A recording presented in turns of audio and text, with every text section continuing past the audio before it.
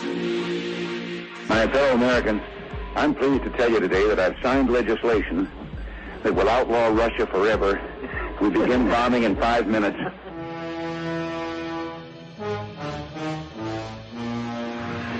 It is essential that our team learns to work with our new recruit, not against him. I'm a geek, walking down the street. Check the computer. The mainframe computer.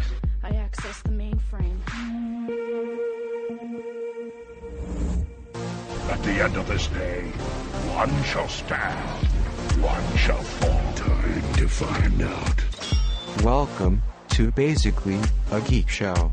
Here are your hosts, Mike and Jack. Ladies and gentlemen, boys and girls, children of all ages. Hopefully not all ages. We're pretty adult-oriented here. Episode 36 of Basically a Geek Show. I'm Mike. With me, as always, is Jack. What's up, bitches? And the before-mentioned adult material.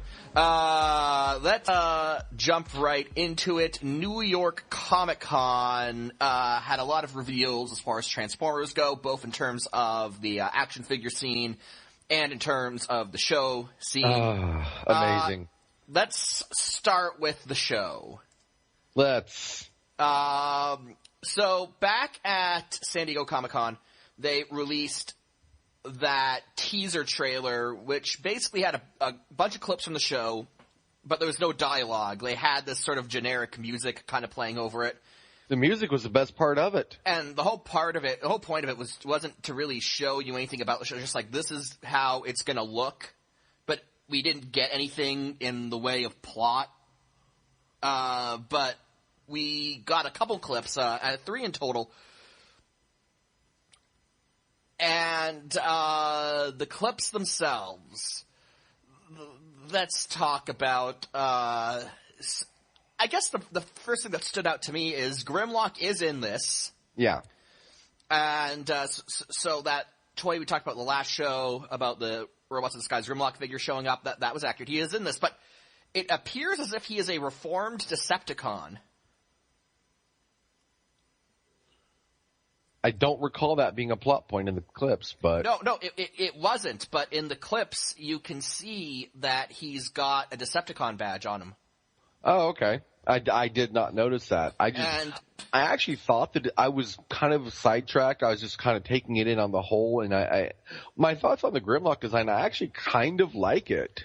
It's definitely a completely original take. Like, they did not feel beholden to the original design at all. And that's not necessarily a bad thing. I had no objection to it on its own merits. But I guess that's one of those things where it's just I'm gonna have to see how I like it over the course of a show to see if it's something that sticks with me. But no, he has a Decepticon badge on him in both clips, and in the panel, which I'm gonna go over with you in a bit. Just a bit here, they mentioned that he's a member of the Decepticon prison ship that goes down on Earth. He's like one of the prisoners on this prison ship, and he, upon being freed, apparently he just decides to, walk the straight and narrow and teams up with the Autobots. So Jailhouse religion. So yeah, that's what we've got there. Obviously, I'd say that's more of a change for Grimlock than his character design. Now they're making him a former Decepticon. Yeah, well, I guess, it beats him sitting around the prison ship waiting for someone to drop their soap. Because he'd be that guy. Drop soap, me Grimlock. Anyways. I don't know, I think I think he'd be more along the lines of Nappa. In Dragon Ball Z Abridged. I just imagine, like, if it's a Decepticon prison ship, like, hey, Starscream, you're a prison bitch. Shut up, Grimlock. Lol. Pretty much, yeah. The main thing, honestly, about just these clips as a whole, I found one thing, it really distracted me from them. Mm-hmm. The animation style. Mm-hmm. And I'm not talking about the actual aesthetic of the art. I don't really have an issue with that. Mm-hmm. The actual literal way that they've animated movement. Yeah. it looks like stop motion animation.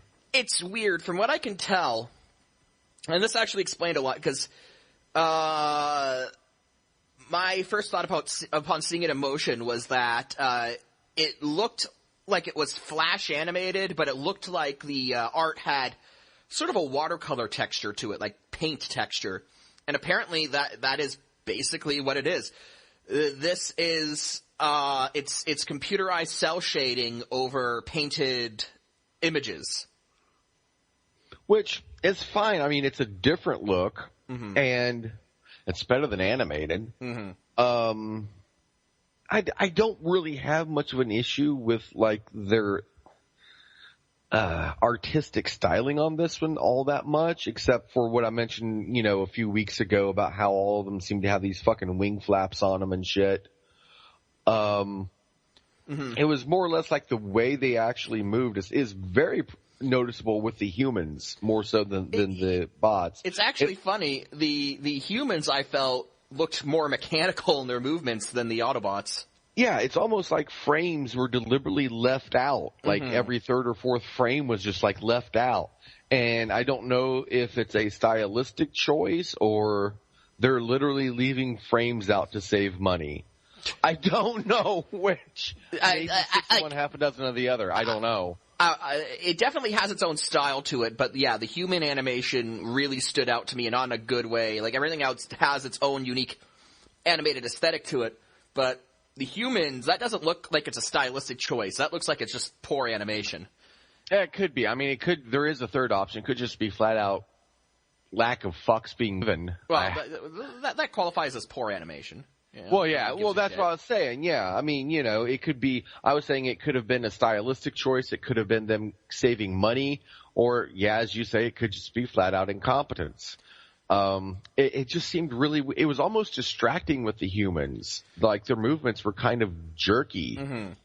And like you said, yeah, they seemed almost more mechanical in their movements than the actual fucking robots did. Now, let's talk about the two clips. The first clip, the first clip is that apparently the Autobots have aligned themselves with a junkyard dealer and his son. And that makes sense, I guess, Lamont, you big dummy! They just should have gone straight for Stanford and Son. Yes, that would have been awesome. Yes. This is the crossover that no one asked for, but everyone secretly wanted. We need this. Fucking giant robots come out of the sky. Elizabeth, I'm coming to join you, honey. This is the big one. Oh, that would be amazing. But take notes, Hasbro. We're improving your shit already. Hasbro. Ball dropped. No, seriously, when they were scripting the show and they were like, Autobots team up with junkyard owner and son, nobody thought to make this connection happen? Maybe that actually was the genesis of the idea. I mean, maybe they were just sitting there like late night, told to meet deadline for the synopsis, and they're just sitting there, fucking Chinese takeout and some shit beer, fucking drunk, tired off their asses, and an old Sanford and Son rerun comes on TV. They're like, hey, you know what? Fuck it. I mean, it's also, I noticed, like, when they had the Cybertronians taking their forms, very lazy plot mechanism there. I mean, it's been a thing, though. Well, no, yeah, no, I get you, but it's like, usually you would see them, like, scouting out locations and watching cars go by. Oh, I like this one. Now they're just, like, browsing through an automotive body Walmart practically. Yeah, I like that. Okay, but here all in one place. It just seemed kind of, I don't know. Here's the thing that bugged me about that. Was basically they see some explosion, some Decepticon who in this particular clip we don't see. They're like, he's causing damage in the city, we've got to go. And the strong arm character, who seems like she's very by the book, she keeps calling Bumblebee Lieutenant. but or lieutenant if you are an American and pronounce things poorly. But we're not having this fight on the air again, Mike. But Bumblebee's like, no, you can't come because I'm the only one who's supposed to be here, which seems stupid that he's actually bemoaning the fact that he has backup. But they're all like, no, like the other Autobots like strong arms him into letting her come along. And he's like, okay, but you got to take an Earth mode because we got to be in disguise. I mean, the show's called Robots in Disguise, so he actually literally says, "We will become robots in disguise," and I just like, oh fuck. Well, I mean, they did that in the last season of Prime, which was Transformers Prime Beast Hunters, where they introduced Decepticons, and Optimus Prime was like, "We must become Beast Hunters." I know. That doesn't make any less groan-worthy, though. And you could just see, like, some Hasbro executive glaring at Peter Cullen as he's recording his lines. He's like, make sure he fucking says it. Yeah. Fucking Glock with the safety off, pointed in the lovely Mr. Cullen's general direction. But the point is that Strongarm, okay, she scans a vehicle mode, and we can assume that Bumblebee already has his. But then, like, the final shot of that clip is Bumblebee, Strongarm, and Grimlock. So Bumblebee's all like, we've got to be in disguise, but he's letting the guy who transforms into a robotic T-Rex come along. Yeah. How the fucking, like, okay, if they want to play up the disguise aspect of this, and you know what, that's good. Because it's one of those things where Transformers, if you let a Transformers series go on long enough, it almost becomes hard to do the disguise thing. So actually, that is probably one of the things I'm most interested about this show, because I think it's good that they're kind of getting back to the whole disguise aspect. So that's cool. But then you include as a regular cast member, Grimlock, whose alternate mode is a robotic Tyrannosaurus Rex. Like, I don't understand how that's going to work, because you can't leave him at base, because he's the heavy. Yeah, and they're not going to have Grimlock take a different form. No. Because then there's no point to having Grimlock. Exactly, especially not with, like, the $1 billion movie coming out that has Grimlock as a dinosaur in it. That's coming out on Blu-ray and DVD soon. I mean, the whole point of adding Grimlock into this was to cash in on the crossover appeal with Age of Extinction. And he's a T-Rex slayer, so he needs to be a T-Rex here. Yeah, I mean, basically what you end up with are 2 or 3 robots who are actually in passable disguise as Earth vehicles, and then a giant robotic dinosaur with all the subtlety of a serrated butt plug. Yeah, I'm interested, like, I don't know how they're going to do that. Because Grimlock, okay, like, in Transformers Prime, a lot of times, Ratchet was the one they left at the base, and that makes sense, because, like, he's a medic. He's not going to have a lot of experience in the field as a soldier, but damn, like, you can't do that with Grimlock. You want Grimlock on the battlefield, but he's not going to not be a T-Rex, and that just seems like it's not going to jive well with the whole disguise aspect they seem to be pushing in this series. I guess they're just, shut the fuck up and watch the cartoon we give you, plebeian. Now, but let's talk about the second clip here, and this is the one that really makes me worry about this show. We're introduced to a new Decepticon. Oh God! He is a red car who transforms into a humanoid robot. However, he's got claw hands and eye stalks. And a lobster-themed head with eye stalks, and his name is Bisque, the Decepticon. And we're going to pause for a minute and let all of you reflect on this. Bisque, the lobster Decepticon. Now that you've done that, yeah, it's a thing. Fucking totally, why not? Fucking why not? I mean, I guess they felt like, okay, this technically takes place after Prime. This is in the same continuity as Transformers Prime. And in Transformers Prime, you basically had Megatron, Soundwave, Starscream, and Shockwave effectively dealt with. So, I guess their thinking is, well, all the big-name Decepticons are done, so just create crazy, stupid shit, but, I mean, crap. Just go to TF Wiki and you can find, loads of Decepticon characters that you could pull from if you wanted to fill out, like, a Decepticon roster list for the show. Yeah, and who weren't, like, you know, basically you could find a good list of, like, second-string Decepticons. I mean, this really is, like, Clash of the Benchwarmers, really. I mean, yeah, it's like, and I don't mind that. I actually think that's kind of cool in a way. It's like the B-level Decepticons versus, like, the B-level Autobots. Right. And, I mean, that's cool in a lot of ways. It lets them do things that they haven't done before. And, like, you know, like we were saying several episodes ago about Transformers Animated, how they took well-known characters and kind of fucked them up. Mm-hmm. Well, they can't fuck up these guys because there's really nothing to them. Like, IDW did a good job taking characters that had already existed and reinventing them. IDW is competent. Oh, that's true.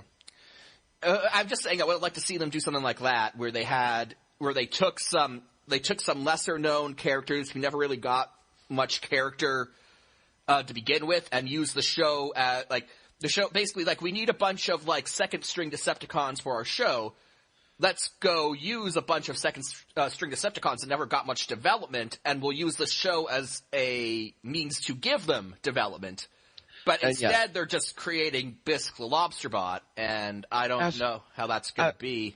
I was sitting here, and I was trying to think what that reminded me of, because it had a very familiar feel to it. What, Bisque lobster bot? Yeah.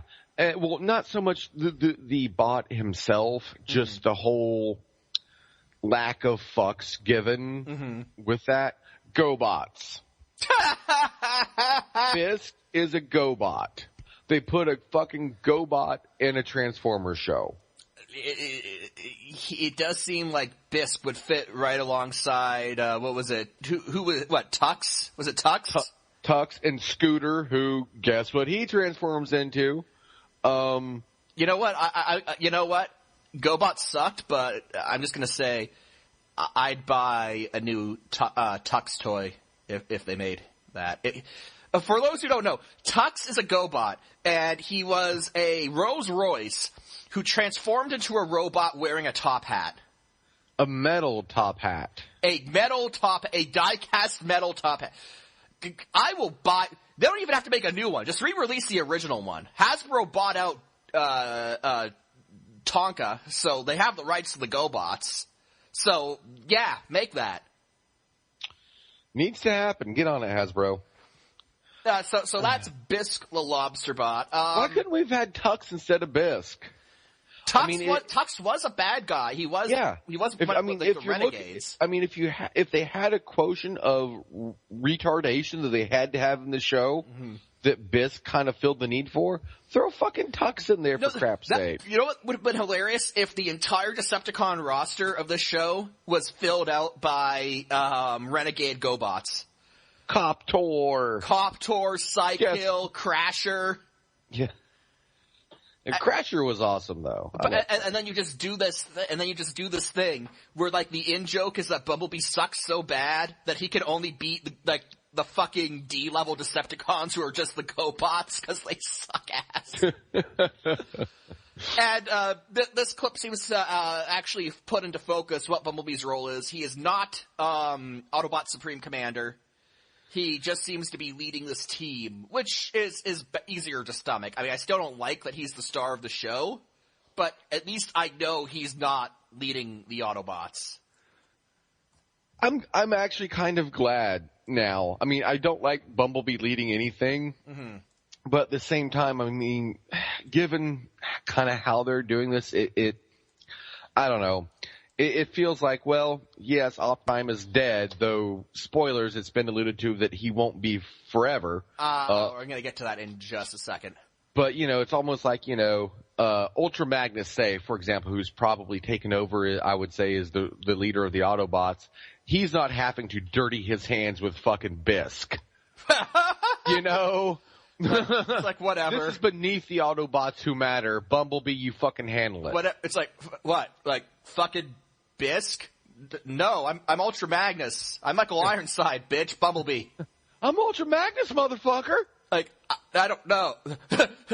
Ultra Magnus, Bisque has escaped on Earth. I don't have time to deal with this right now. Yeah, amen. Send Bumblebee. Like, I fucking care. Send Bumblebee on that group of rhesus monkeys who he's leading around these days. Yeah. Send the Tard Brigade. But speaking of, okay, gonna jump right to the panel. Hasbro had a panel at New York ComicCon where they actually talked a bit about the show. I'm just gonna read through the notes that TFW took on the panel. They, of course, had people there. So, here's what we got so far. The first big bombshell, well, not bombshell, but first big news point, talking point brought up. Jeff Klein, the executive producer, said that this will be a lighter, brighter Transformers show. It's going to have a lighter tone to it than Prime. They drew on rescue bots a lot and really listened to what the focus groups of the kids had to say. Which, I mean, I know it's really easy for us adult fans of the franchise to kind of lose sight that we are still fans of Transformers because we were children and we got into it when we were kids. Yeah. And it's real easy for us to lose sight of the fact that, you know, it is a kids-oriented show. The fuck? My Transformers are being directed towards children? The hell? Yeah, this shit ain't for kids. What the fuck, man? This is serious business. I know Mike and I a lot of times can kind of in our passion for the whole thing. Sometimes we run the risk of losing sight of that.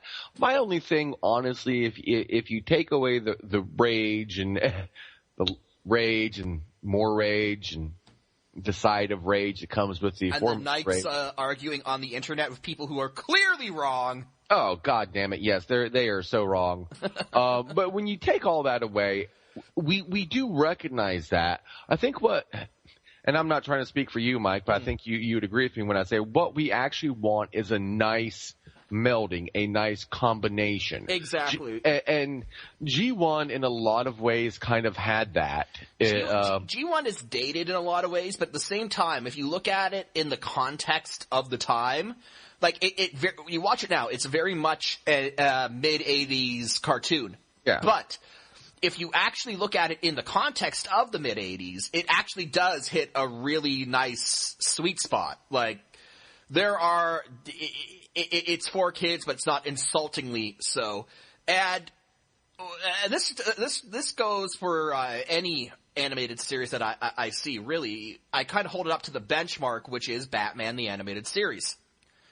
Which I really need to rewatch that. It's fantastic. Batman the Animated Series, it kicked off the DC animated universe, which in my opinion got a bit bloated near the end, but as far as that show went, Batman the Animated Series, this was a show that was clearly directed at kids, but it was made in such a way that adults could get enjoyment out of it.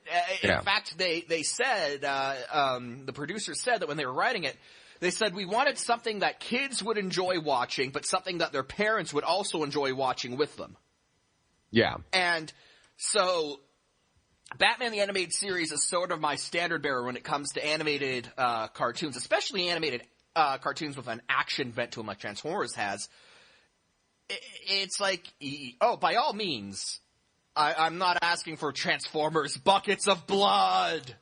But I wouldn't mind seeing that, actually. But you know, by all means, yes, it has to be kid friendly. But I think ideally it needs to hit a middle. I don't even want to say middle ground, but it needs to be for kids without being insultingly so. And that's sort of my thing. Where if it's something that has cross-generational appeal, then that's probably a good thing.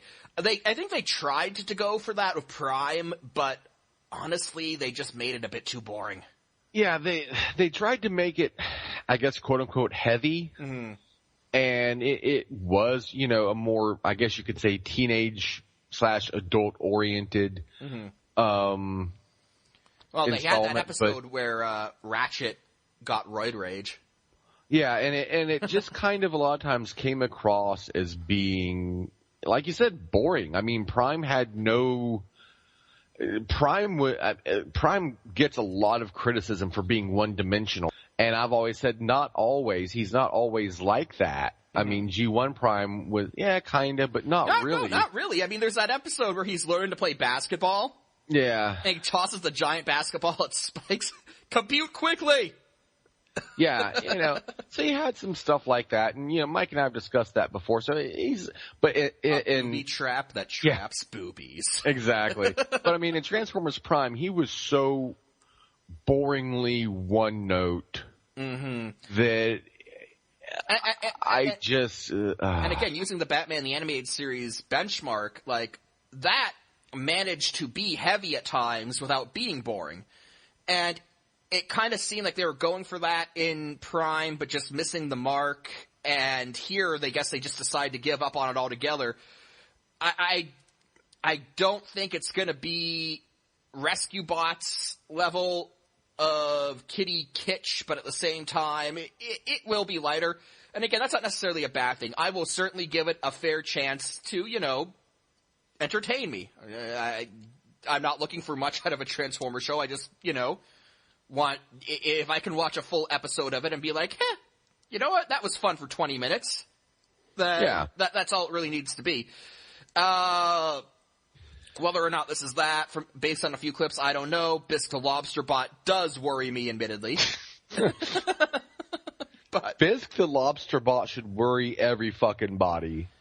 I just want to know if that's going to be a toy, like. Oh, you know it is. It's Hasbro. Yeah, their whole, we're not going to have toys for Prime. We're an intellectual property company now. That lasted all the way till Christmas. Yeah, and I even told you that at the time. You're like, oh yeah, I hear Hasbro, blah blah blah. I'm like, you bullshit. I said you give it 6 months tops, and they'll be like, hey guys, got some toys for you. They got high on their own farts temporarily from the success of the movies, and they took themselves a bit too seriously, I think, when they did that. They bought a network without actually realizing the responsibilities that go with that. Yeah, they bought a network without realizing that they actually need, you know, shows to go on it. It does help. And so then, you know, they're like, shit. So, you know. It happens. So, okay, so let's move on this thing.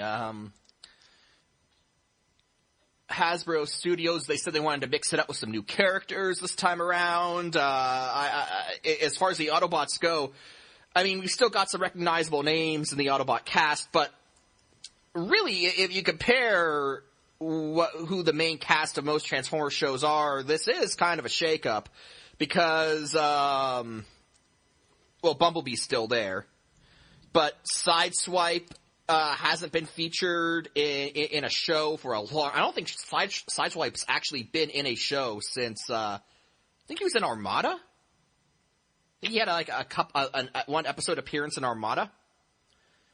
I believe so. And that was back in 2002. So, you know, it's been 12 years for Sideswipe. Grimlock obviously is a popular character. But he hasn't been seen since Animated. He sat all of Prime out. And then Strong Arm, of course, is a new character created for it. And it seems as if, they're either making up completely new characters for the Decepticons or just, really digging deep there. So, you know, that's interesting. I don't necessarily mind that. I remember hearing, not at this panel, but months back, and I wish I could source this, but I can't, but they basically said, like, you're actually going to see some of the characters from Transformers Prime in Season 2, but we want to give Season 1, like, the characters in Season 1 a chance to sort of establish themselves. And I think that's a good idea. I mean, again, that's one of the things that, yes, I very much have my concerns about this series, but that's one thing I think they're doing right. You know, it's good to see some second stringers come and get a chance to not be mediocre, though everything I'm seeing so far shows that it will still be mediocre. But yeah, it's good to see something different, you know. It's not without merit, and we'll see what they do with it. It's one of those things that it's going to take a season to kind of pan out, a few shows at least, to kind of pan out for me to make a final judgment on it. Oh, we do know that Peter Cullen will have a big presence in the show despite Optimus Prime being dead. The voice actors all gave their props to Peter Cullen and his work as Optimus Prime. That poor man can work through anything. We've got Strong Arm is described as strong, sarcastic, and funny, and not fitting into your typical gender role. Of course, Strong Arm being a female, and we'll get more into that when the toy comes out, because I definitely see where they're coming from on that regard. And honestly, I look forward to the day where they don't have to say this female character isn't like female characters, when we can just have good characters. But yeah. But Hasbro seems to have a good head on their shoulders when it comes to how they're when it comes to gender, in their main characters, what with the strong showing of female Transformers in both the toy line and the IDW comic series. The Windblade comic book has been very well received. But there's going to be a lot of tension between Strong Arm and Sideswipe. I'm sure that will lead to shenanigans. So the main plot of this show is that it's set after Prime, so the Autobots have won the war, so to say, and they're on Cybertron. Everything's hunky dory. But then a prison ship full of Decepticon fugitives crashes on Earth, and Optimus Prime's ghost tells Bumblebee that he needs to take a team to Earth to save Earth once again. So that is the plot. That is the central framing narrative of the show. Thoughts on that? Okay. It almost seems to kind of contradict what they're trying to do with the show. Mm-hmm. I mean, I get why they have Prime in it, because marketing. Mm-hmm. But it's almost like if they're trying to show that these Autobots are capable of functioning and are doing so quite well after the war and everything, then they should have the actual Autobot commander, presumably Ultra Magnus, be the one giving the orders. I mean, he could have done that. I'm sure it doesn't take a genius to figure out, hey, if Decepticons are running around on Earth, you should probably do something about it, even if it is just Bisque the Lobster Bot. It almost seems to kind of contradict what they're trying to do with it. Mm-hmm. We've got the two humans are going to be Denny and Russell. Denny is the guy running a scrapyard. Russell is his son. Denny also collects junk, apparently, so I don't know, maybe they're trying to make him the cartoon version of Mark Wahlberg from the movie.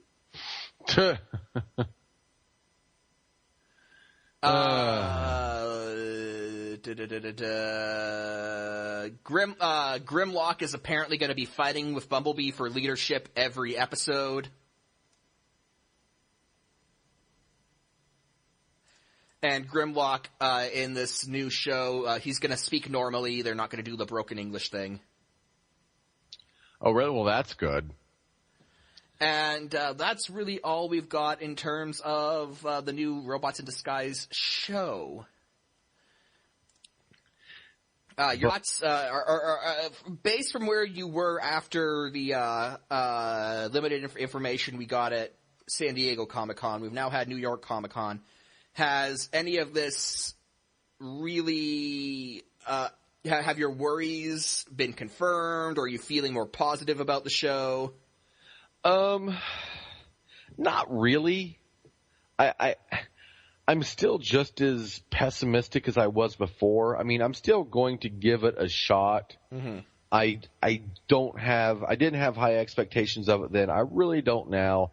I think what they're trying to do with it is decent. I think they have decent intentions with this. I don't know if I can get past stop motion animated humans though. Hopefully, I mean, it's a cartoon and animation matters. I'm sorry, people. It fucking does in a cartoon. Hopefully that is something that can be cleaned up between now and then. The show doesn't air until 2015. So we've still got a couple months. Hopefully they can clean it up. But let's jump into the toy end of things. We're going to start with the Robots in Disguise toys. We got, first we're going to take a look at some of the mainline stuff from the Robots in Disguise series. Here, we already saw Bumblebee at San Diego Comic-Con, at New York ComicCon. We got picture of Deluxe Optimus Prime, Deluxe Drift, and what looks to be Deluxe Grimlock and Deluxe Strongarm. Yeah. So this is the Grimlock. On the Grimlock, this is the toy that we saw last week, only now we see him in colors, and, we said he looked like Godzilla, and lo and behold, they actually painted him green. Grimlock is green in this show. Godzilla is not green. Do not troll me on this. It is not true. I'm not trolling you. I'm stating a fact. It does seem like Godzilla's not green. It does seem like they're going forward with the poker chip faction emblems on the Robots in Disguise line, which is retarded as fuck. And it does not even show accurate. In the show, they just have Autobot and Decepticon logos, but here they've got this poker chip thing, which really looks bad. But your thoughts on these toys? We kind of talked about Grimlock last week, but now we see him both in color and we see his robot mode. The only toy here that I actually don't like is Optimus Prime. Okay, what don't you like about Optimus Prime? It just looks cheap. Like the design, okay, truck mode, for example. Mm-hmm. It looks very much like a robot turned into a truck with his legs being towed behind him. Well, they're trying to do something different. They're making Optimus Prime's legs the trailer. And I guess that's a good idea because, that's always kind of been a thing. What do you do with Optimus Prime's trailer? But the way that we're shown here, and granted, maybe something's mistransformed, but from what we see in these pictures, his feet still stick up. If they would just, and again, fold you might down or something. Right, exactly. If they would have just had those feet fold down, then it would have been, better. Mm-hmm. And, you might be right. It might be mistransformed. But, I mean, I'm looking at the robot mode here, and I don't think it is mistransformed. I think it is just going to be like that. Well, I think in the robot mode, someone didn't pull his head out, because his head's set really deep in his chest. I'm convinced that that's going to pull out more and look more natural. Quite possibly. Hopefully. The Drift toy surprised me, because as far as I know, Drift isn't in the show. He's not in any of the clips. He's not in any of the casting lineups we've seen. No one's at the RID panel, no one mentioned anything about Drift being in the show. But we've got a Robots in Disguise version of Drift, which seems to be an orange take on his Age of Extinction design, that being a robot samurai. Yeah, and I kind of like it, actually. I think this looks better than the movie version, honestly. Well, it's more stylized. Yeah. The one thing I don't like about it is that I'm not too big on the Drift as a samurai thing in general. Because Drift's robot design definitely has some Japanese design cues, but it's more Gundam and not like a samurai. And, well, it seems that because he became a samurai in the big budget movie, that now he's just stuck being a samurai till the end of time. And I don't think I like that, because I kind of like the Gundam design that he's had going for him in his... It doesn't matter what you like!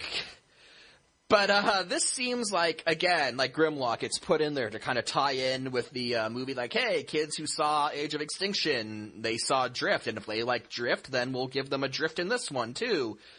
Although, again, this seems entirely toy-centered. There's no indication that Drift's actually going to be a character in the show, so...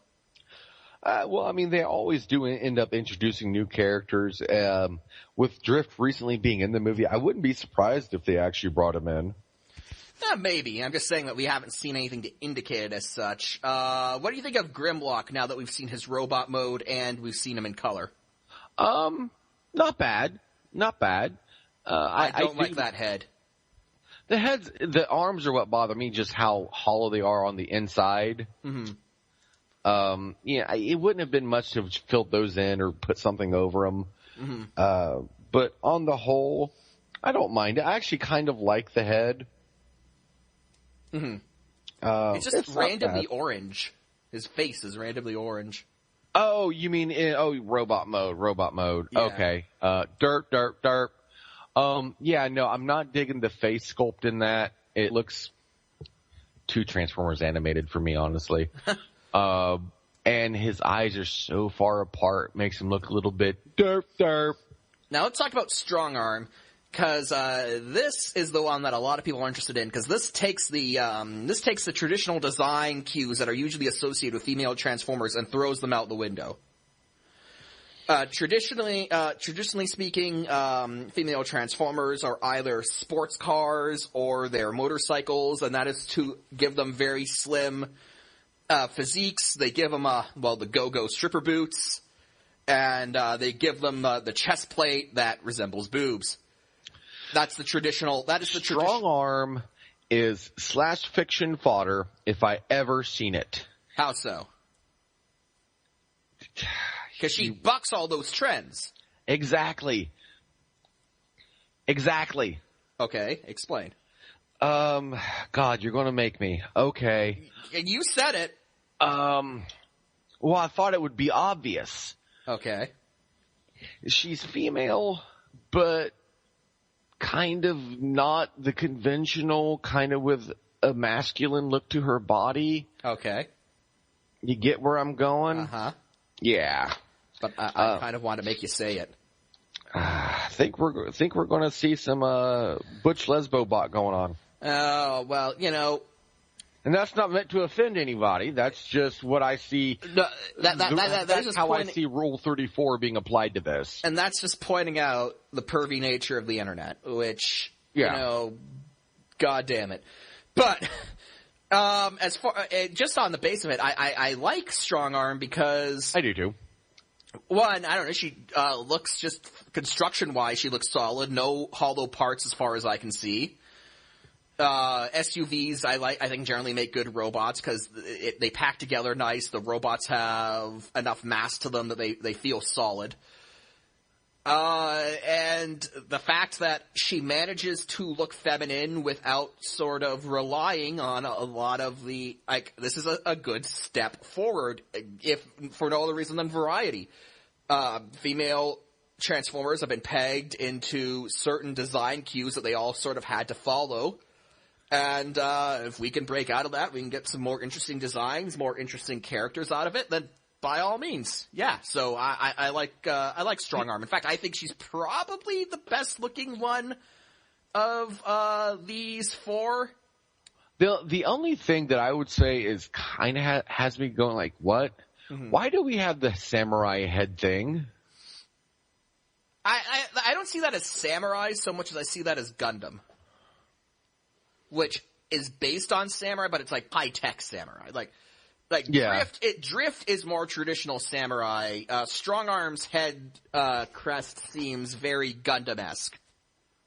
And I'm fine with that because, giant robots. So fair enough. So that's the mainline stuff. It looks like they're keeping with the one-step transformation figures in the Robots in Disguise line.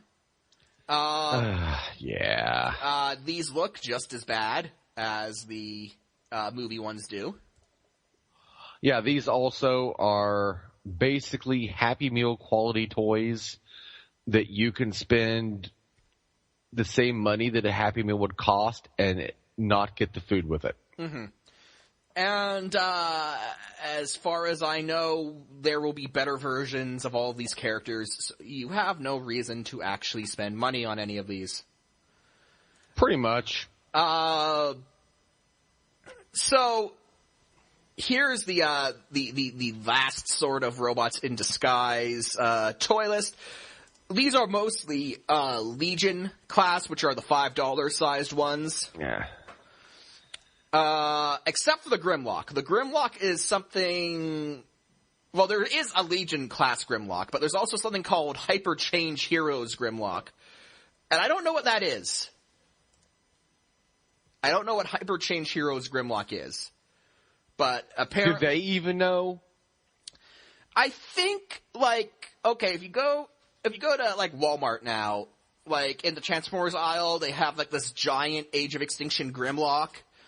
And it's, like, massive. And I think this might be this toy line's version of it. Yeah. Where it's just, like, this giant Grimlock that's easy to transform, but it's huge. But other than that, we got Legion Bumblebee, Legion Legion Sideswipe, and Legion Steeljaw, who's going to be one of the Decepticons in the show. He is he is another new character like Bisque. He is a ice blue kind of futuristic off-road vehicle, and he transforms into a robot with a wolf head. Because why not? So that'll be a thing.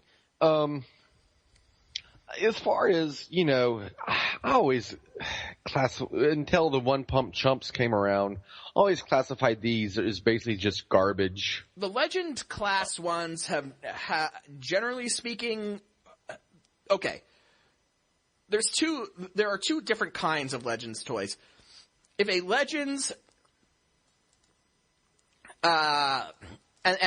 these are actually called, they're renaming them Legion class, but they're still, you know, Legends toys. Yeah. If a Legends toy is a toy of a character you can get at a higher price point, then they're generally not worth your time. But every now and then, they have characters who are exclusively Legends toys, like, in the Generations line, they've recently started making updated versions of the Insecticons at the Legends scale. And by all accounts, they're a bit small, but they're very well designed. Mm-hmm. And very good updates of the original Insecticons. They've used the Legends scale to do updated versions of some IDW characters. IDW designed characters like Tailgate. Has been one of the more popular ones. So the Legends class is something that does have value in it. You just have to look for what you're going to get. Like, you're not going to buy the Legends class Bumblebee, but if there's a Legends class toy of another character that they're probably not going to do at a larger scale, then generally pick that up, because generally speaking, the designers know it and tend to put everything into it. So you get a small toy, but it's still pretty cool in its own right. But I don't see it in these, so. Yeah, I mean, as far as Legends, Legions, leggings, whatever, these don't look bad, especially the Bumblebee. I think the Bumblebee looks pretty cool, at least in car mode. You know, I'm not going to be bothered with any of these, but for what they are, I guess they're not bad this go around. Mm-hmm. And we wrap up with some Generations news. Here's the good shit. Not much in the way of Generations, but interesting nonetheless. And this is a case actually where we kind of see both ends of this Legends class thing. About a year ago, they had a new line of Legends toys, one of which was a small Optimus Prime. That was pretty much passable, because you can get any number of actually decent sized Optimus Prime figures. So why bother buying the scaled down version? But then they went ahead and took that mold, give it a new head, and have repainted it as Huffer from the G1 cartoon. And you know what? I had no interest in buying this as Optimus Prime, but I'll buy this as Huffer. Yeah. Because again, Huffer is a character who they're not going to do at the deluxe price point, and a Legends class toy, by all accounts, it's articulated enough. So, yeah, sure. I'll buy this as Huffer. I won't buy it as Huffer because I don't give a shit about Huffer. I kind of like Huffer because he was sort of like the grumpy Autobot who was just pissy the whole time. Fair enough. And I know, I find that funny. But the big news is that they've taken Leader Class Jetfire, which I raved about last week, and have repainted him in Thundercracker's colors and have given him a new head, a G1 Seeker head, and they've made him Leader Class Thundercracker. Behold! And all I'm saying, I actually have mixed feelings about this, because I really don't care about Thundercracker. I want to see this as Starscream. Well, Thundercracker needs some love, man. Starscream's gotten a lot. I mean, he's gotten the Armada version re-release. He's had some love lately. Let's throw some love to good old Thundercracker. I'm just saying, I have no problem with Thundercracker getting this toy. I'm just saying, I want this to lead to a Starscream version at some point. I would like to see them do all of them. All the three Seekers? Yeah. I mean, more money for Hasbro, just repaints at that point. Yeah, indeed. And yeah, like I said, I'm a huge fan of this mold. And it does have all of the design cues. It looks like they've also remolded bits of the chest to get sort of that classic Seeker's turbine chest deal going. Yeah. So yeah, the design cues aren't entirely perfect. Like on the G1 Seekers, the feet formed from the bottom, from the back of the jet, and the jet's exhaust ports formed like the heels of the Seeker on the traditional Seeker design. Here, because this was designed as a Thundercracker, as a Jetfire toy first and foremost, the exhausts are on the back, so it's not perfect, but it's damn close, and I like it. I'm liking what I'm seeing out of Thundercracker, and I really hope there's a Starscream in the works, and I'll definitely buy a Starscream, and if they make all three, I'll buy all three. Because I'm a sucker for the Seekers. Starscream was my first, G2 Starscream was my first Transformers toy. Loved Starscream ever since, so if they make Leader Class Starscream with the Leader Class Seekers out of this fantastic Jetfire mold, I'll buy all of them. But this is kind of the tip of the generation's iceberg of the things out of the Comic-Con that interested me. Oh. This here is goddamn amateur hour. Okay. So you want to talk about because nothing new was presented as far as the combiners go, but we saw them kind of laid out. Yeah, we got to actually see what they look like. Nothing that we didn't know was coming, but now we actually get to see what they are. So what did you think about actually seeing, finished combiners? We saw the aerial bots and the Stunticons. What did you think? Fucking amazing. Yeah, I mean, fucking awesome. Love it. I'm gonna be honest. The aerial bots are kind of to me, but seeing those figures out there, the faithful G1 decals that they've got going on, it's like, man, that hits all the right nostalgic sweet spots. Yeah, it's good stuff. The aerial bots they did a superb job with. I don't recall seeing many of the Stunticons except Motormaster. They did, yeah. They had Motormaster there in box. The box version of Motormaster, and they also had the Combiner Prime that they've got there that they're going to release. And of course, the whole thing with that is that you have the option of buying the aerial bots and this new Optimus Prime. And then, if you feel like just screwing over Silverbolt, you can just combine the rest of the aerial bots of Optimus Prime. Which, whatever. I really don't care about that all that much. I mean, it's cool, but I'm not going to get that Optimus Prime because I have no desire to make to have Optimus Prime as a combiner leader. And also, truth be told, even on its own, it looks inferior next to the Classics Prime mold, which came out in 2006. And even though that mold, like that, at this point, that's an 8-year-old toy, but damn it, that's still the best Optimus Prime they've ever done. Yeah, no, it's good. And actually, I do like this new Prime. I think it's cool. Mm-hmm. I thought it was kind of a decent evolution of the classics. but not as good, of course, not as good, but a decent take on it without just re-releasing the same thing. I just have no desire to have an Optimus Prime who serves as a combiner leader. Like, I've never thought that Optimus Prime needed to lead his own combiner team. Well, no, but I mean, you don't have to. I mean, I think as a toy on his own, he stands okay. Mm-hmm. And, you know, the Aerobots have their own leader that you can do the Superion thing with. So, you know. Mm-hmm. I'm just saying, I think he's good enough as a toy to not just say, okay, well, I don't want a combiner leader, so I'm not buying this. He's a decent toy on his own, and I think he, you know, would be worth a purchase. Maybe not full price, but if you catch him on sale or something, you know, he would be, he's a decent toy, and it comes with a decent extra feature if you get drunk and want to slap a bunch of combiners on him. Mm-hmm. Me personally, I'd probably throw the Decepticons on him just to be a fucking oddball.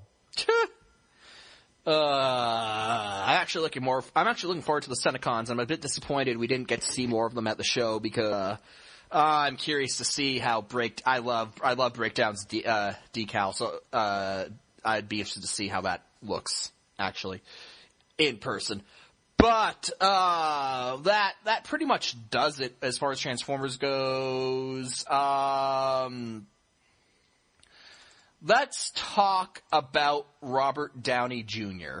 Yes, let's. A lot's happened for Robert Downey Jr. First, we're gonna start in the order that we heard this, these news items. First, Robert Downey Jr. announced that he would sign on to do Iron Man 4 under one condition. And what is this condition, Mike? He wants his friend Mel Gibson to direct. You know, a lot of people would not want to see this happen. What did Robert Downey Jr. say that movie would be? Quote unquote, freaking bananas. I mean, okay, I actually would not mind seeing this happen. Mel Gibson is not the first, last, or only celebrity to shoot his fucking mouth off. Do I agree with what he said? No. But then again, I don't agree with what George Clooney said. Well, I don't watch his movies either, really. I don't agree with what half of these fucking celebrities say when they go and fucking spout off their mouth. Mm-hmm. They're all idiots, for the most part, with actually Robert Downey Jr. being one rare exception. Mm-hmm. I don't care if Mel Gibson directs the movie. I don't care if Mel Gibson's career makes a comeback or not. I have no personal vendetta against the man. He's a very competent action movie director. Most of the action movies that he's directed have this kind of, I guess, the classic action comedy-esque feeling to them. They tend to be kind of fun. Mm-hmm. And that's the essence of the Iron Man movies, you know. So I think it would translate very well into the Iron Man series. But let us actually let's address the elephant in the room when it comes to Mel Gibson. Well, and here's what makes it interesting. Okay. Because Robert Downey Jr., who is going to bat for him, is in fact Jewish. Right. And by all accounts, the relationship there is that when Robert Downey Jr. Was going through his well-publicized, I guess you could say, breakdown with drugs and alcohol, Mel Gibson was basically there for him, gave him some life advice that helped him turn things around. And now we kind of see Mel Gibson's the one on the downward spiral, and there seems to be a sense of Robert Downey Jr. is like, look, I've been there, I know what he's going through. And so, yeah, I mean, that's the thing, and that's the complicated aspect of all of this, is Mel Gibson. I mean, as someone who is Jewish, I'm inclined to not like him. Right, and there's certainly a legitimate reason for you to not like him. But Robert Downey Jr. thing pops up, and it's like, well, Robert Downey Jr. is Jewish. Right. And apparently they are close. There is a friendship there. And, you know, if someone who has every reason in the world to despise Mel Gibson says, look, dude's just going through some problems, I want to give him, you know, a second chance, or I think we're on like the third or fourth chance for Mel Gibson, but another chance, then right. It's sort of like, well, maybe Mr. Downey Jr. Has some insight that I don't know, and if he's okay, it's sort of the thing. Well, if he's okay with it, do I have a right to not be okay with Mel Gibson? I don't know. It's a weird situation. I mean, of course you have a right to not be okay with it. I mean, I don't know. Here's my thinking. It's kind of like what I said at the beginning of the segment. If I boycotted every celebrity who said something that pissed me the fuck off, there wouldn't be much left. Mm-hmm. There really would not be much left.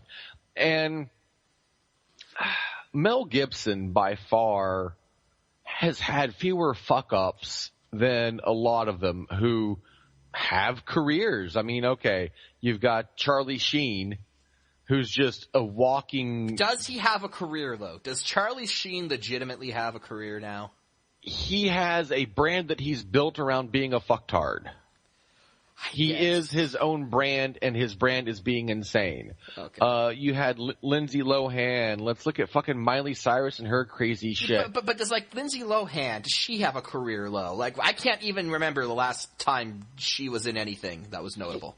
Well...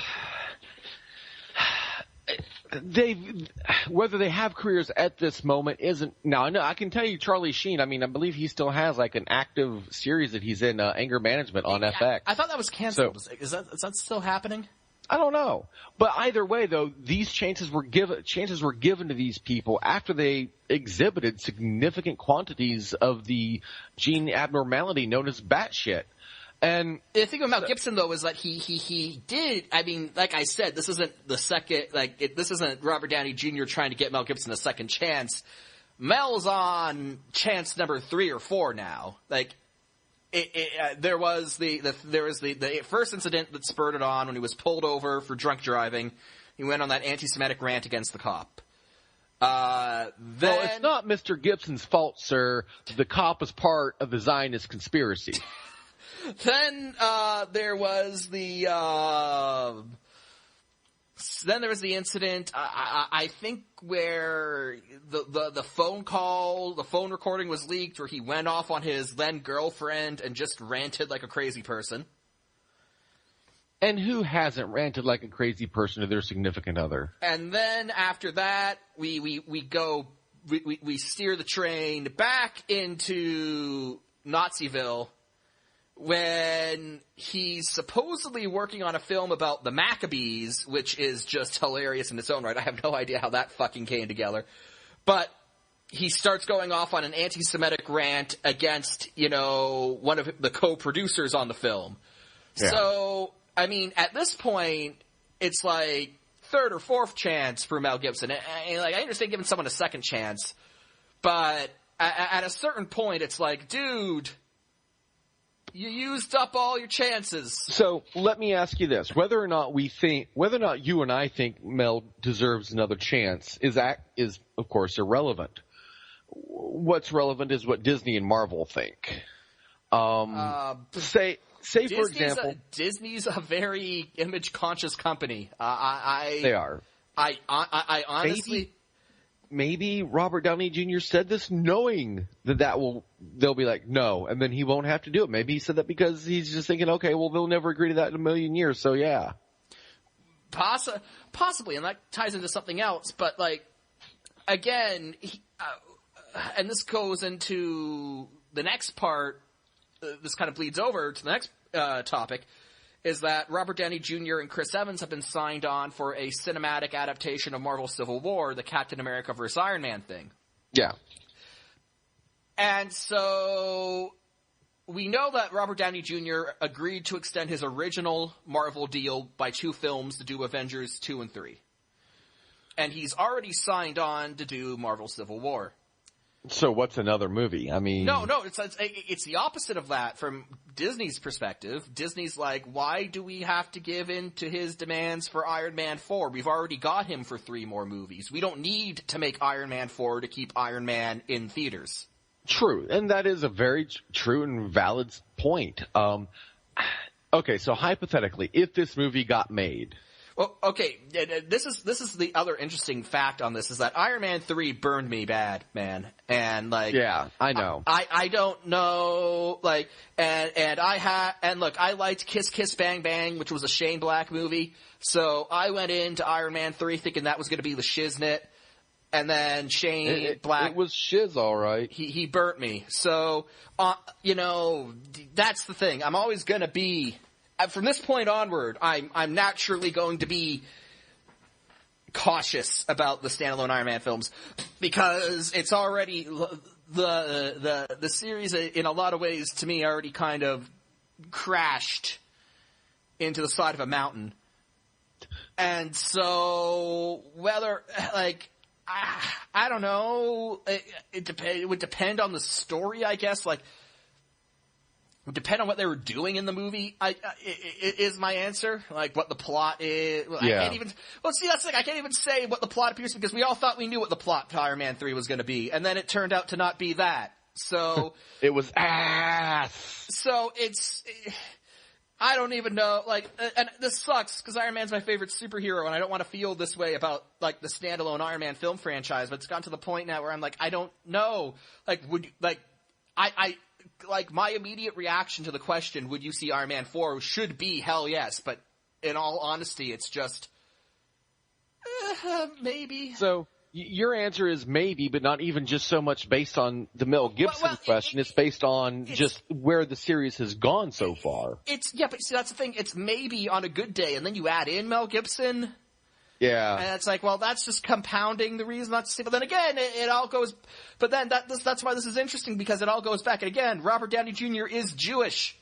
And if he's saying, guys, lay off Mel, he's just going through some rough times, and he's, you know, not really, he's not himself. And if he's saying that, it's kind of like, well, he knows Mel Gibson better than I do. Maybe he's right. And it's sort of like, if a Jewish person who knows Mel Gibson intimately is saying, no, trust me, it's not what it looks like, then it's just, that part of naturally makes me want to go, well, you know, this person knows him on a personal level. Yeah. And if he says that it's not what it looks like, then maybe it's not what it looks like. And that's what all this is. It's like, it's so many unknowns. I don't know how to feel about Mel Gibson. I don't know how to feel about Mel Gibson and Iron Man, directing Iron Man 4, and I don't know how to feel about Iron Man 4 in general. So it's just one big spiral of, I don't fucking know. I can't even say, I guess I'll wait for the trailer, because the trailers for Iron Man 3 were awesome. Yeah, exactly. I mean, I don't know. I like to think that maybe Marvel learned something by Iron Man 3 as evidenced by the short that they released. Yeah, the whole, like, All Hail to the King short was basically a whole, look, guys, we fucked up. We're sorry on that front. Right. So it's like, maybe they know, but I don't know. It's a lot of stupid, conflicting opinions. I just don't know. I guess time will tell. I mean, it's no point in us really, you know, it's interesting conjecture because it's kind of an off-the-wall statement or an off-the-wall request for him to say, hey, you get my buddy the Melster here to do this, and you got me. But again, like, Disney's very image conscious, so it's like they just might say, Mel Gibson's fucking box office poison at this point. No. Yeah, I mean, that is very possible. And again, they've already got him signed up for 3 more movies that, like, they don't need to keep the Iron Man series going to actually keep putting him in Iron Man in movies. But the thing that was also interesting about this that ties into your theory of, well, maybe he just said something he knew that they'd never agree to. Right. Is that Mel Gibson, in an interview, he's currently the big film that he's currently promoting now is a movie called The Judge. I don't know if you've seen the trailers for it on TV or not. Right. I don't know. It looks good as a character piece. We haven't talked about it on this show because it is a legal drama, and that is kind of beyond our purview here. But he's, Robert Downey Jr. has been doing the rounds, kind of promoting the movie The Judge. And of course, one of the interviewers, they asked him about his future of Marvel, and even though he has signed on for the Civil War film with Chris Evans' Captain America, he said that he thinks that superhero film, that the genre is starting to fray around the edges, and that it's getting a bit tired. Right. And sadly, I kind of agree. I don't care how much money it made. One, people who are saying that Guardians of the Galaxy was the biggest moneymaker this summer, it fucking wasn't. It made $600 million. That's nothing to laugh at. But Transformers made over $1 billion. So there you go on that front. Two, I don't care how much money it makes. It's still Guardians of the Galaxy. It's still D-level Marvel material. And the fact that it even got a movie says to me that it's become bloated. There's just and it's even worse now that Guardians of the Galaxy was financially successful, because it's opened up the gate for them to make all these other movies, and pretty soon the genre is going to be a flood of crap. Right. Oh, I mean, it's already getting to that point. I mean, we've got Ant-Man poking in our back door. Mm-hmm. Now, from what I understand, the Marvel Civil War movie may end up being Captain America 3?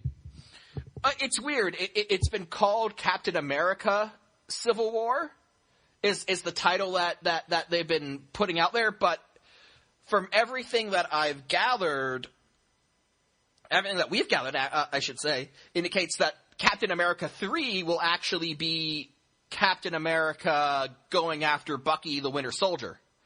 And that was sort of what they hinted at the end of Winter Soldier, where the Black Widow is like, I called in some favors and I got you these classified documents from Russia about Bucky's history and what he does and whatnot.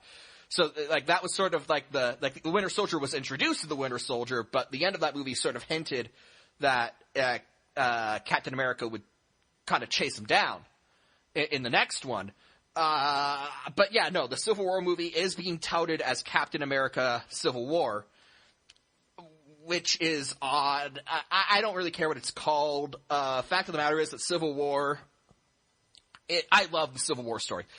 I've been reading comics for a long time, since I was 10, but my interest was really starting to wane in it when Marvel's Civil War happened, and then that got me really into it again. And so it's kind of a stupid premise when you kind of step back and look at it. And the stupid premise was so obvious that even characters called it out in the comics, that being that if all the heroes of the Marvel Universe are fighting each other, then that just basically gives the villains free reign. And that was actually a plot point where the Red Skull is running Hydra, and he's like, hey, we're just going to plan all these political assassinations because no one's going to stop us. Yeah. And so kudos to them. They recognized it and then made it a plot point. But the Marvel Civil War thing doesn't really make much sense once you look at it. But, as a concept, it's fun, and I enjoyed it immensely. And guess what? Iron Man totes won that. Woo! But the point being that I'm interested in seeing a Civil War movie. Right. And I really don't care if they call it, Civil War or Avengers Civil War or Captain America Civil War or Iron Man Civil War, whatever. It doesn't really matter. I'm just excited that it's being made. My only complaint is that, this Marvel Civil War was a massive crossover event. Every Marvel, there are threads of that story running through every Marvel book. X-Men Civil War, Fantastic Four Civil War, Spider-Man Civil War, Iron Man Civil War, Captain America Civil War, Avengers Civil War, Punisher Civil War, Deadpool Civil War. And Deadpool Civil War is hilarious, by the way, because in that, see, the thing about Deadpool is that he's got brain damage. And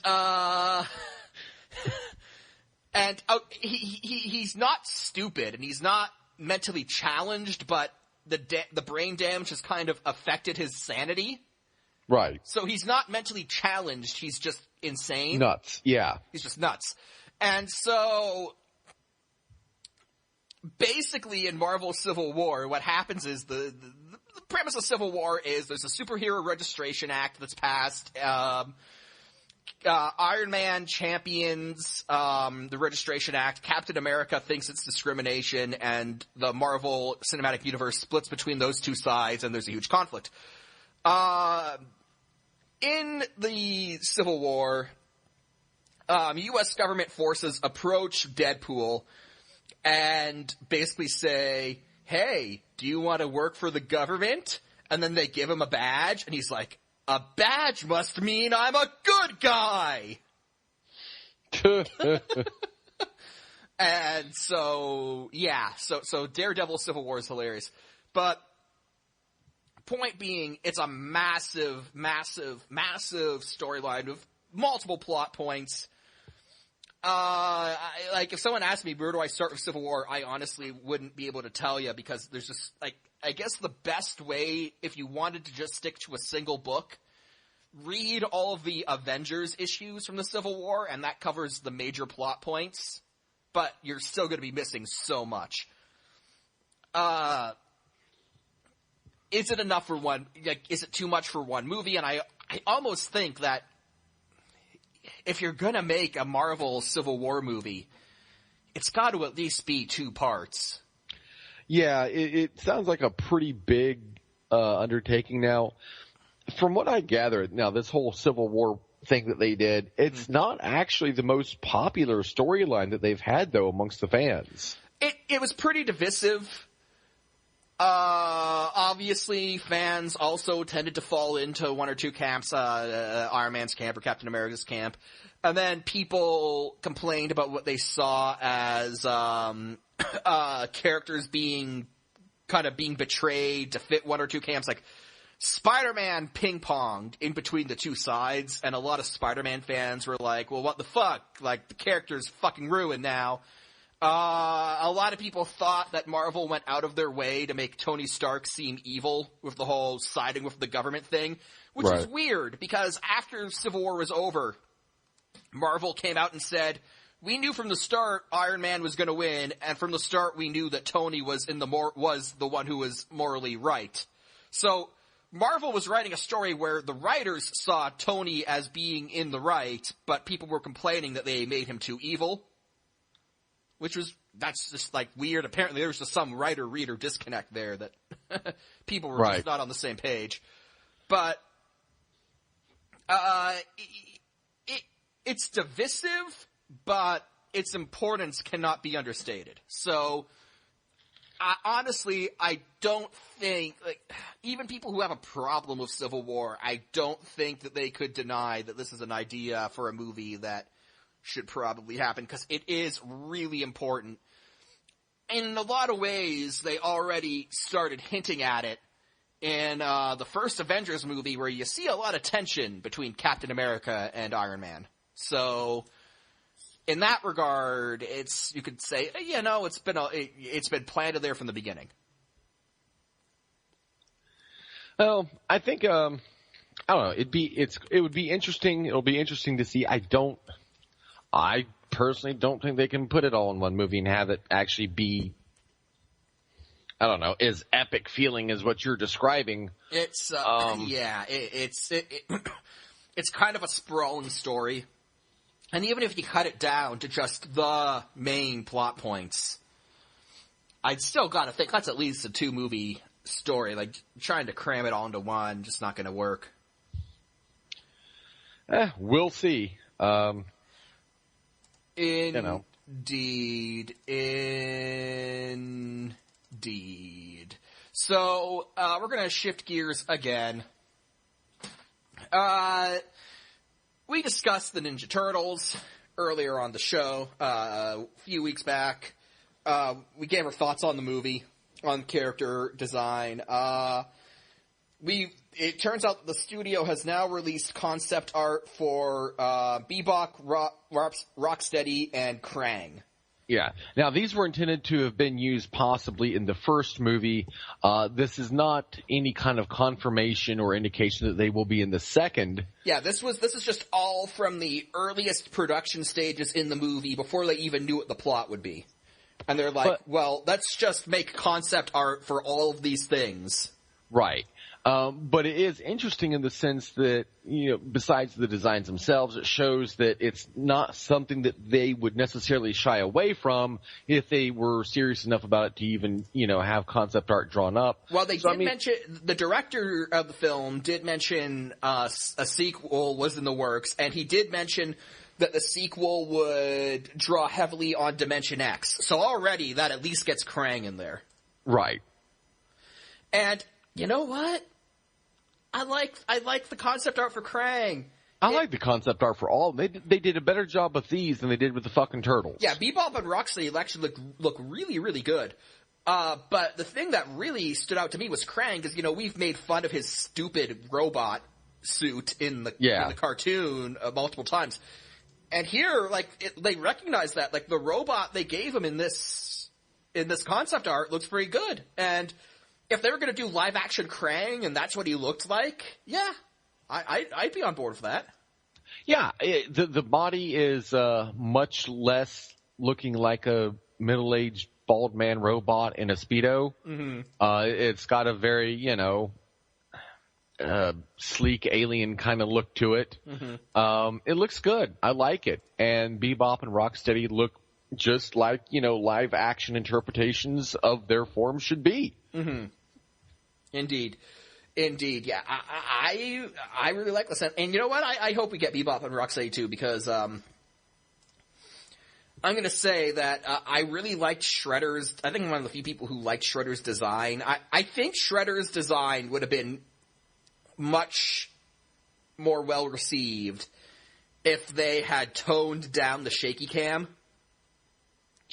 Because the camera was moving so fast during all of his fight scenes that if they just kept the camera still and if they allowed the audience to actually see Shredder and allow the audience's brains to analyze his character design, I think it would have been received better. Because the few shots we actually get of Shredder where the camera isn't moving, and they're very few, but the few that we do get, I actually did like what I saw.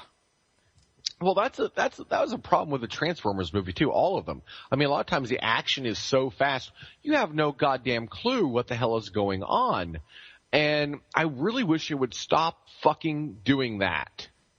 If you're afraid we're going to see the flaws in your CGI, then that should tell you that maybe you should use less CGI. Mm-hmm. Let people see what's going on. Stop leaving us feeling all fucking dizzy and shit. The few still images I did see of the Shredder suit, whatever you want to call it, in the first movie, it was decent. I'd have liked a little more of a subtle look to it. It seemed a little bit too over the top, but it wasn't horrible. Mm-hmm. Indeed. Well, my point in all this, though, was that Shredder aside, the first Teenage Mutant Ninja Turtle film was really lacking when it came to villains. And, the Foot Clan were just nameless soldiers. So, right. I think if you threw Krang in there, you threw Bebop and Rocksteady in there, it would really flesh out the villain side of things. And these guys look good. So, I'm happy about it. I hope that these designs are the starting point that they use when at least Krang gets introduced, because I'm convinced Krang's coming the second one. They've already dropped the Dimension X bomb, and that pretty much assures that Krang's showing up. Yeah, that's a fairly safe bet, and I'd like to see. Krang was always something like in the first live-action series of the Turtle movies, I was always hoping they would bring Krang. I'm glad they didn't, because the limited effects of that time, it would have looked like shit. Possibly. You ended up not even getting Bebop or Rocksteady either. You ended up getting Toka and Razor. Which were just stupid. They were, I was going to say, they were okay. They were kind of stupid, yeah. So you never got Bebop or Rocksteady, so I'd like to see them come in too. But yeah, the designs actually look really good. I wish they would have put that same philosophy into the actual turtle designs instead of, evidently as I see it, kind of overthinking them. These seem just like just saying, literally, how do we want to directly translate the source material into live action? Mm-hmm. Instead of taking the source material like they did with the turtles and kind of overthinking it. Oh, well, we want them to look more human-y and all this other shit. And instead you got a bunch of fucking tard turtles running around. Mm-hmm. That's just me. I got you. I'm looking for, I hope we at least see this Krang design make it onto the big screen. Because I like the way that is shaping up. But that's not it for movie news so far because, there was a sequel dropped. News of a sequel is actually being made that was dropped. And, sir, one of the most important things in entertainment is striking while the iron's hot. And you know who's really good at doing that? Roland Emmerich. Ah, yes. A mere 20 years later, Independence Day gets its sequel. Yeah. Independence Day sequel is in the works. The script is being worked on.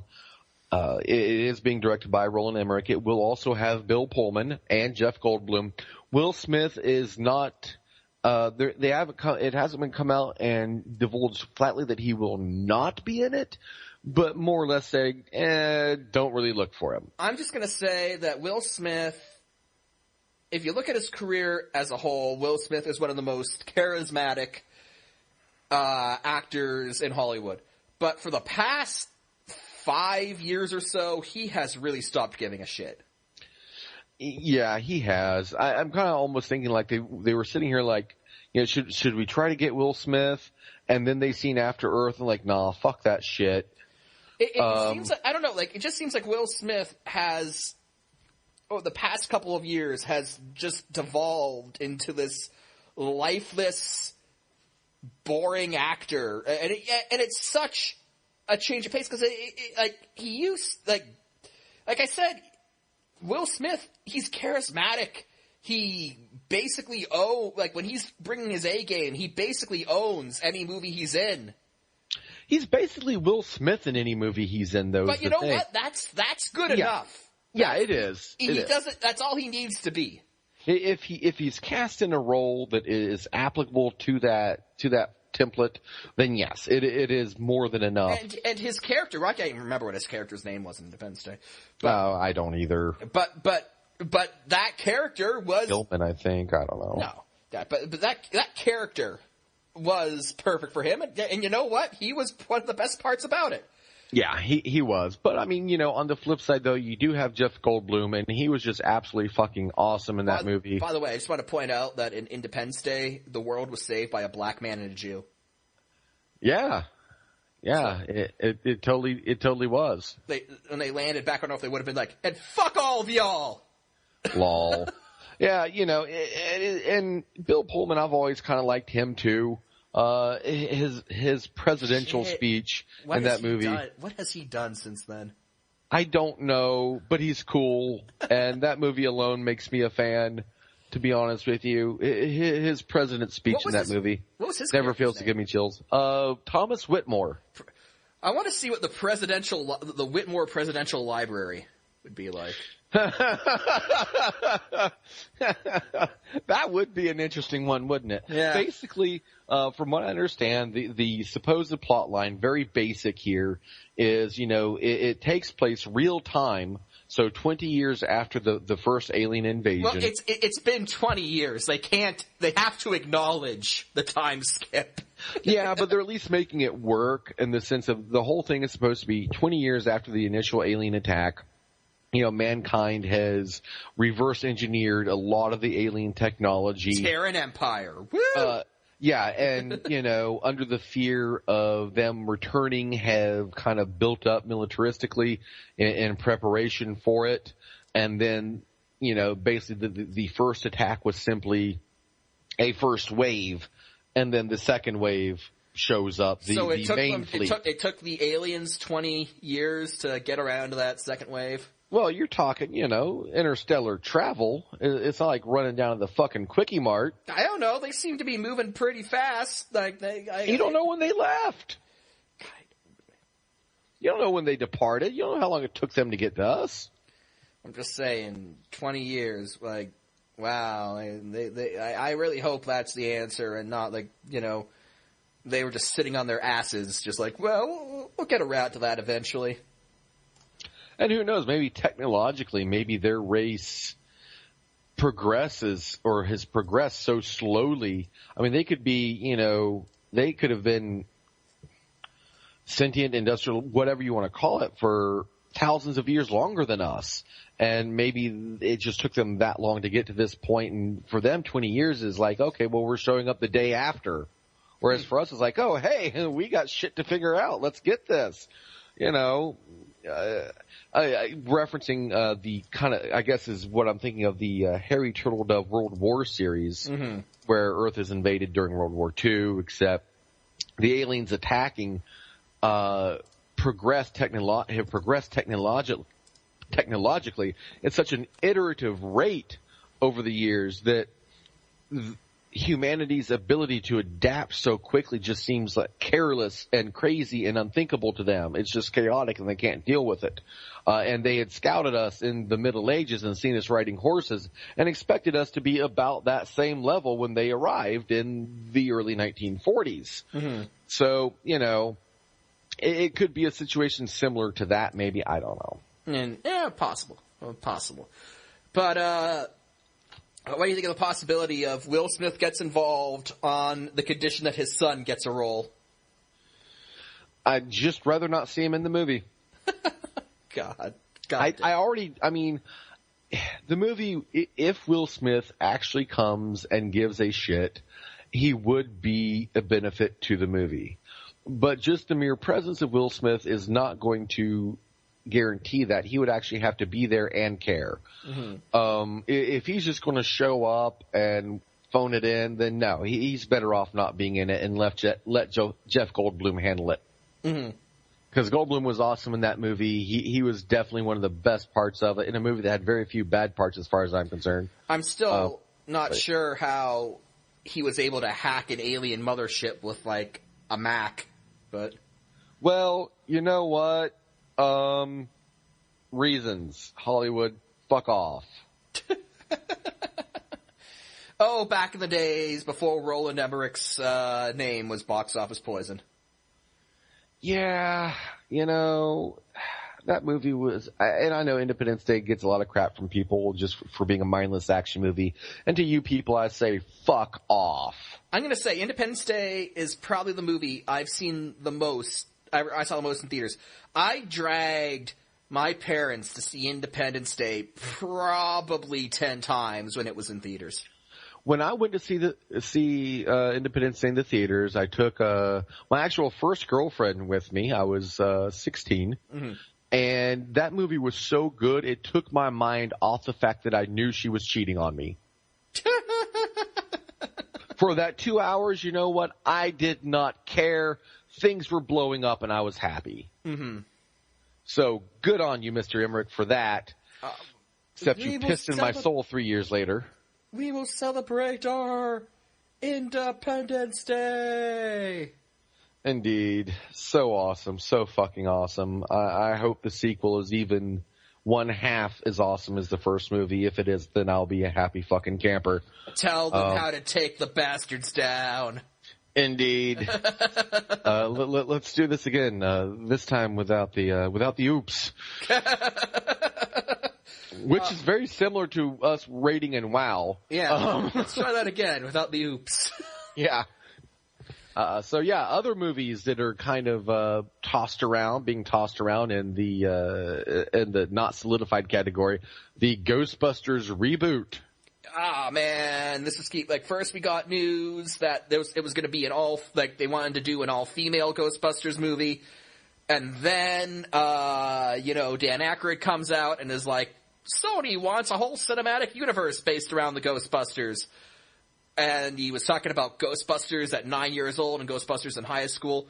And now, Gillian Anderson, most well known as Agent Scully from the X-Files, she has said that if they're going to do an all-female Ghostbusters reboot, she wants in. Which, you know what? Good on her. I mean, I like her well enough. Well, she's always going to be second fiddle to David Duchovny because you just can't compete with those dreamy eyes. Well, I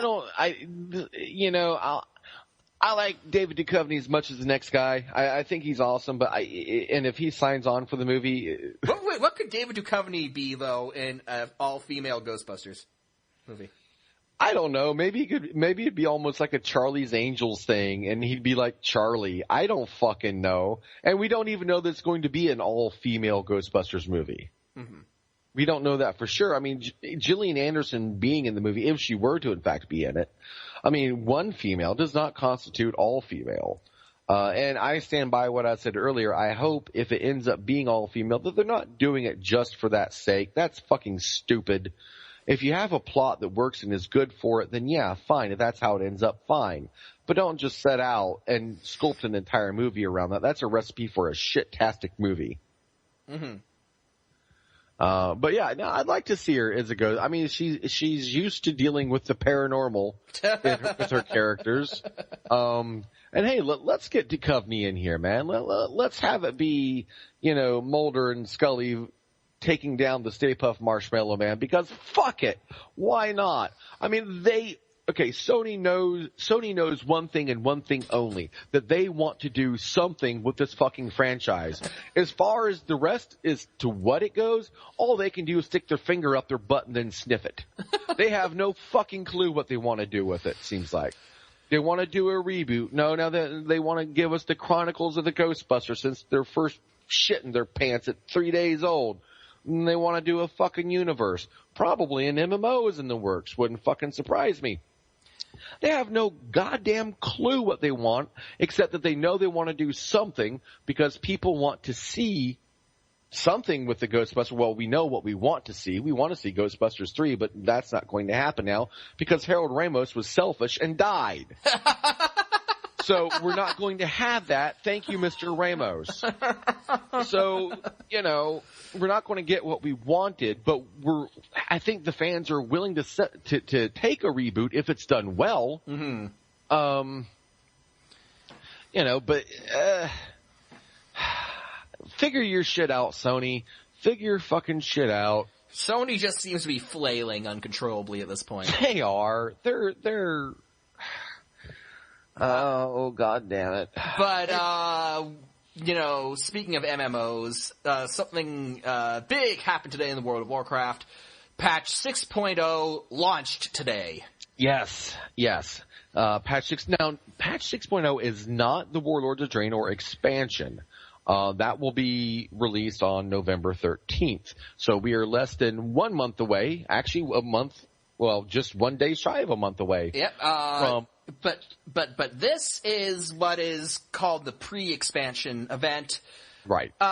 Basically, every WoW expansion has a variety of new features that go beyond just the new content. There are new abilities, classes are reworked. Right. Graphics are updated, all of this kind of stuff. And all of that stuff is applied pre-patch, pre-expansion. Yeah, and the reason for that being, I mean, since there's so many new abilities, and alterations to existing abilities. And this expansion is a prime example. Everyone is losing a lot of abilities, and a lot of things and talents are being combined together to make them more intuitive and useful and less redundant. And Blizzard always gives you a few weeks before an expansion launches to kind of, get the feel for everything, get used to it. Mm-hmm. So that way you're not thrust into a new expansion with all these new abilities to kind of orient you a little bit. So this is more or less what there is. We're getting new character models today. The talent changes. We're getting the actual pre-expansion event, which is going to be the Iron Horde blitzkrieging through the portal, destroying Alliance property, not destroying Horde property because bias, and fucking stoked. Also is going to be a limited time level 90 version of I think it's a dungeon? Upper Blackrock Spire, yes. Now they are going to re-release it at level 100. It's the same thing that they did last expansion, kind of with the nuke of Theramore scenario, yes. Where they let you go do it during that period of time there. And then, after that, once the pre-expansion event passed, then you had to wait till you were level 90. So if we don't run Upper Blackrock now, then we'll have to wait until we are level 100. Yeah. Right. So basically the story there is that Warlord Zayla, the warlord of the Dragonmaw clan, one of the Orcish clans that remained loyal to Garrosh Hellscream, and went back to Draenor, back in time to Draenor with him, is leading this Iron Horde offensive, and she set up shop in Upper Blackrock Spire, and the thing is that she has a super weapon that will cause Blackrock Mountain to explode and destroy Stormwind. So dun dun dun! It's got to be a hell of a fucking bomb if it's got that big of a blast radius. You wouldn't be talking about just taking out Stormwind. You take out Goldshire, you take out Lakeshire, Red Ridge, probably even blow fucking what do you call it? Westfall to pieces too. Mm-hmm. Oh yeah, no. So we've got to go and stop her. We're also going to have access to the quests that deal with trying to stem the Iron Horde tide outside the Dark Portal, and it's going to stop right at the point where we would actually go through. Of course, we won't be free to go through until Draenor launches on the 13th of November. Yeah, but until then, especially today, we can try to do the quests and try to click the NPCs that will give these quests over top of 6,000 ass wipes on a fucking mammoth mount. Mm-hmm. Indeed. And in addition to that, they are merging all of the auction houses. So now on every server, the neutral, Horde, and Alliance auction houses have been merged. They said they're doing that to kind of make things easier on servers where there's a faction imbalance, where servers will have a higher Horde or Alliance player base. On those servers, the side who's at a disadvantage always kind of has a shitty auction house experience. Right. This is meant to sort of relieve that. Everyone will now be bidding on the same crap, and it's going to be available to all factions. So new opportunities for economic exploitation. Indeed. And another feature is the undeleted character. Basically, they are going to allow you to bring back characters that you have created but deleted. Yeah. Which, is good news for all the people who got drunk and deleted the character in a fit of rage after a raid went bad. Mm-hmm. Indeed. I'm excited, actually. It should actually be live by the time we're done recording. Should be, yeah. The servers are actually up now. I just checked. You might have heard it in the background. But yeah, I did check, and it does appear that they are up, running, and functional. So I'm looking forward to playing at the same time. I'm like, oh shit, I've got to completely relearn how to be a Fury Warrior now, because that's gonna... You never knew how to begin with. My DPS says otherwise, sir. Spamming Dragon Roar, not exactly... It did what it needed to do.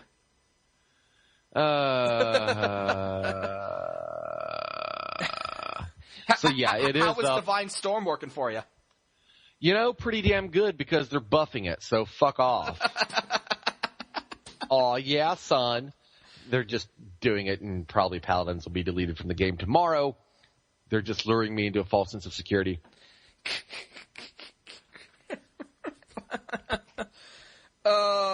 So, I think that should do it, though, for episode 36 of Basically a Geek Show.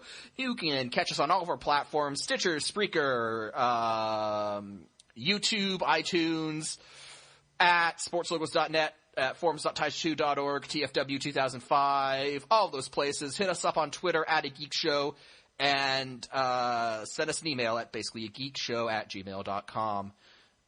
For Jack, this is Mike, signing off of episode 36. Good night, everybody.